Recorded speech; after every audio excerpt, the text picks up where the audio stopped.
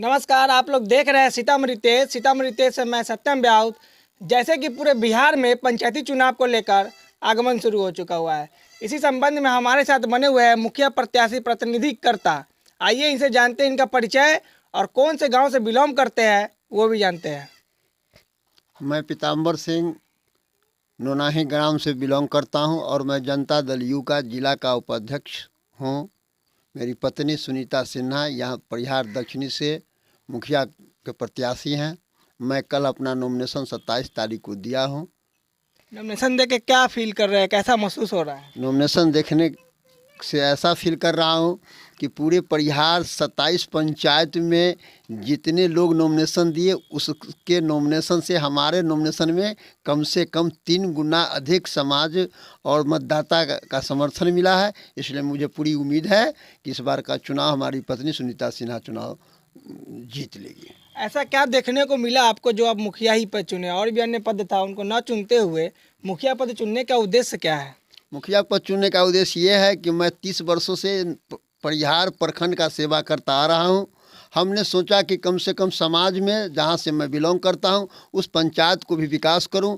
वैसे भी मैं 12 वर्ष से मैं पैक्स का अध्यक्ष हूँ, समाज का सेवा करता आ रहा हूँ, आगे भी करूँगा। इसलिए मेरी उम्मीद है कि मैं निश्चित तौर पर समाज का विकास कर सकता हूं, शिक्षा के मामले में हो, रोड के मामले में हो, स्वास्थ्य के मामले में हो। इसलिए मैं अपने पत्नी का महिला सीट है, इसलिए मैंने अपने पत्नी को उम्मीदवार यहाँ जैसे कि आपने बोला शिक्षा के मामला में, तो अगर शिक्षा के लिए बात करें तो पंचायत में ये स्थिति रहता है, शिक्षा का बहुत ही जर्जर स्थिति रहता है।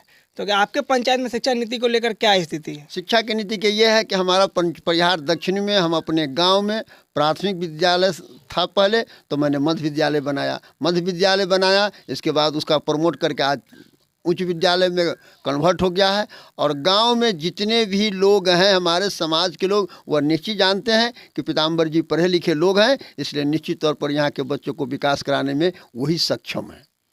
जैसे कि बात करें वर्तमान में जो भी काज पे थे, ये भी बात यहाँ पे उठ के आ रही है, जो इंदिरा आवास योजना हो गया, शौचालय हो गया। जैसे कि इंदिरा आवास योजना का बात करें, वो तो सरकार से फंड मिलता ही है, उसमें 20,000 30,000 का उगाही करने लगते हैं।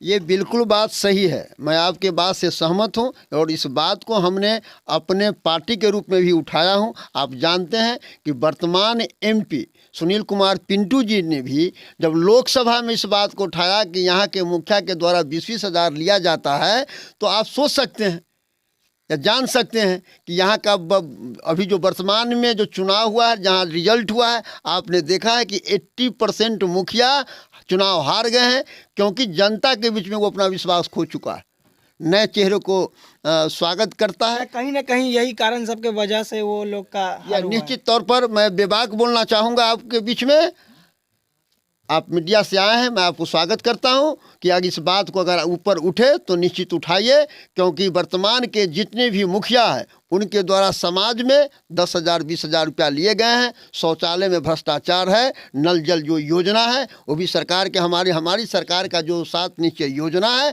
उसमें नल जल योजना प्राथमिकता के रूप में। लेकिन आज भी कम से कम 40% ऐसे वार्ड है जहाँ पानी सही माने से उपलब्ध नहीं कराया जा रहा है। जैसे कि आप पैक्स अध्यक्ष भी रखे हुए, आप वर्तमान में क्या क्या कार्य रहा है आपका? मैं पैक्स अध्यक्ष हूँ 2009, 2014, 2019 से मैं पैक्स का अध्यक्ष हूँ। हमने पैक्स से किसानों के हित में जो भी काम होते हैं मैं करता हूँ। उसका उपलब्धि मेरी यह है कि सरकार ने परिहार दक्षिणी पंचायत में प्रथम बार हमको ट्रैक्टर के रूप में गिफ्ट दिया, रोटावीटर दिया, थ्रेसर दिया, जिससे किसानों को उससे बहुत बेनिफिट हो रही है। स्वास्थ्य को लेकर बात करें तो आपके पंचायत में स्वास्थ्य व्यवस्था का क्या स्थिति है? देखिए, स्वास्थ्य के मामले में तो अभी विशेष मैं क्या कहूँ, सरकार जब से आई है तो बदलाव तो होती आ रही है। पंचायत में क्या स्थिति बना हुआ है? पंचायत में स्वास्थ्य हमारा, हम परिहार प्रखंड के ही के बीच से हम हैं और परिहार प्रखंड से हम प्रतिनिधि हैं, परिहार से ही प्रतिनिधि हैं और परिहार में हमारा स्वास्थ्य उपकेंद्र है, इसलिए यहाँ की व्यवस्था सही है। वैसे MBBS डॉक्टर की कमी निश्चित तौर पर है। तो क्या अगर यहाँ की जनता आपको चुनती है तो स्वास्थ्य पे आपका क्या कदम रहेगा? निश्चित तौर पर मैं स्वास्थ्य उपकेंद्र, मेरा जब मैं चुनाव के बीच में आया तो मेरा आप देख रहे हैं कि मिशन परिहार दक्षिणी 2021 है, उसमें मैंने 21 अपना पॉइंट रखा है। उसमें निश्चित तौर पर मैं परिहार और झफा हमारा ग्राम पड़ता है, निश्चित स्वास्थ्य उपकेंद्र बनाऊंगा। अगर यहाँ की जनता आपको चुनती है तो आपका प्रथम कार्य क्या रहेगा जनता के लिए?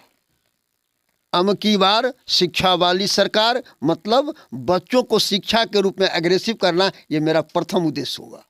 शिक्षा को लेकर प्रथम उद्देश्य ये मेरा प्रथम होगा कि मैं शिक्षा में, अपने समाज में, अपने पंचायत में बच्चों को शिक्षा के रूप में और स्वास्थ्य के रूप में निश्चित तौर पर विकसित करूँ। इलेक्शन के टाइम में सभी प्रत्याशी तो बड़े बड़े वादे करते हैं, लेकिन वही जीतने के बाद अपने वादे पर कायम नहीं हो पाते हैं। ये बिल्कुल बात सही है, लेकिन मैं 30 वर्षों से राजनीति करता आ रहा हूँ।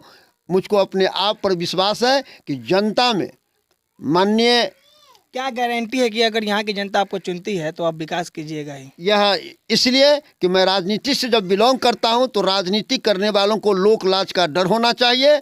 अगर हम विकास नहीं करते तो जनता हमको पैक्स का अध्यक्ष 3 बार लगातार नहीं चुनता। हमारे चैनल के माध्यम से आप अपने पंचायतवासी जनता वासियों को क्या संदेश दीजिएगा?